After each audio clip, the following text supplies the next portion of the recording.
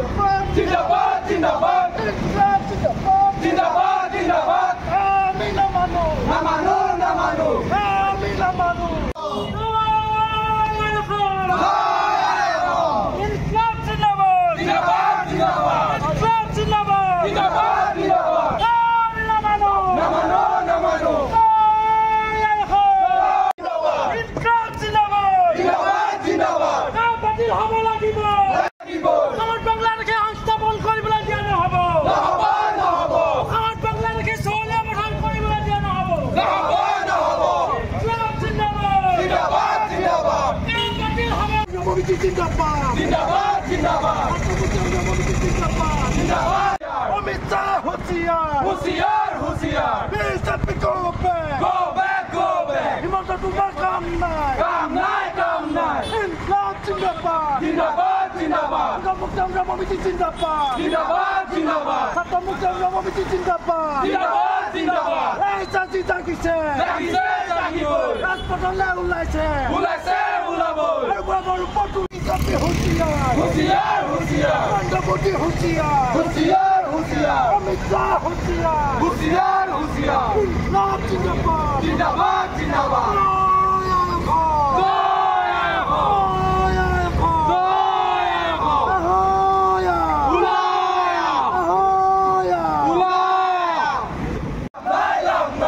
হিমন্ত হুঁশিয়াৰ होशियार होशियार হিমন্ত হুঁশিয়াৰ होशियार होशियार জাতিৰ দালাল হিমন্ত হুঁশিয়াৰ होशियार होशियार নৰেন্দ্ৰ মোদী হুঁশিয়াৰ होशियार होशियार BJP go back go back BJP go back go back BJP go back go back Inqilab জিন্দাবাদ जिंदाबाद जिंदाबाद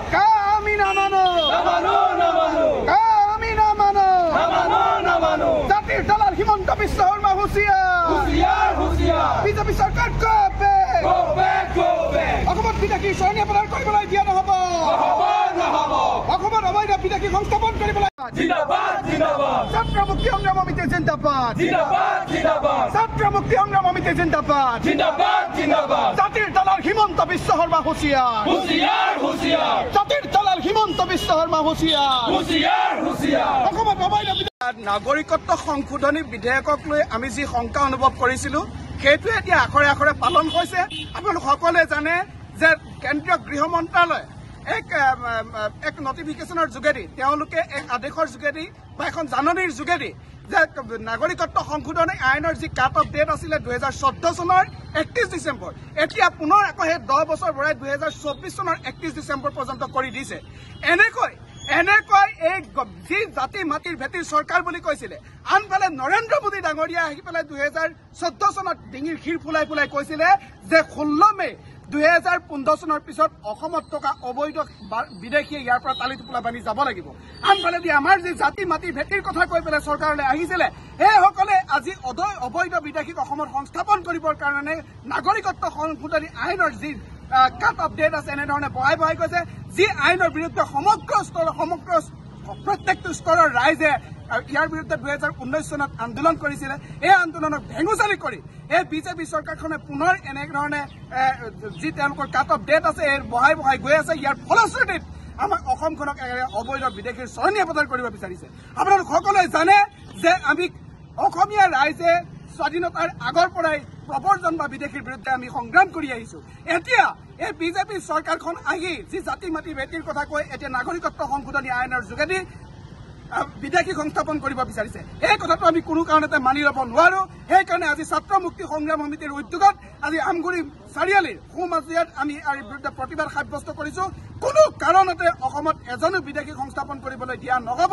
ইয়াৰ বাবে যিকোনো পৰিস্থিতিলৈ যাবলৈ আমি সংগ্ৰাম সমিতি ছাত্ৰ মুক্তি সংগ্ৰাম সমিতি আৰু কৃষক মুক্তি সংগ্ৰাম সমিতি সাজু আছো নাগৰিকত্ব সংশোধনী আইনৰ জৰিয়তে যি নাগৰিকত্ব দিয়াৰ ব্যৱস্থা তেওঁলোকে ম্যাদ বৃদ্ধি কৰিছে তাৰ বিৰুদ্ধে আজি আমি আমগুৰি নগৰ চাৰিআলিত প্ৰধানমন্ত্ৰী নৰেন্দ্ৰ মোদী আৰু মুখ্যমন্ত্ৰী হিমন্ত বিশ্ব শৰ্মাৰ উত্তলিকা দায় কৰি আমি স্পষ্টভাৱে জনাই দিব বিচাৰিছো যে অসমৰ ৰাইজে কেতিয়াও মানি লোৱা নাছিলে নলয় আৰু ভৱিষ্যতেও মানি নলয় অসমখনক বাংলাদেশী চৰণীয়া প্ৰদান কৰিবলৈ দিয়া নহ'ব আৰু অসমখনক